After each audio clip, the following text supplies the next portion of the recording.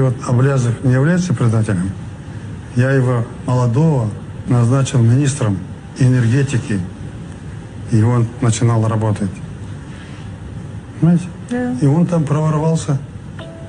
А я при чем? А я-то поднимал его. На публике они смертельные враги. Один сбежал из Казахстана, другой вывозил миллионы. Третий охотился на них через Интерпол. Но когда дело касается интернета, все дружно идут к одним и тем же подрядчикам.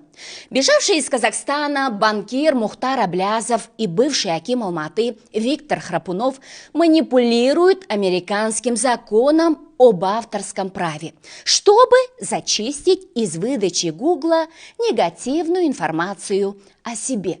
Для этих целей они наняли подрядчика, который оказывал ту же услугу их заклятым врагам, бывшему президенту Нурсултану Назарбаеву и его семье.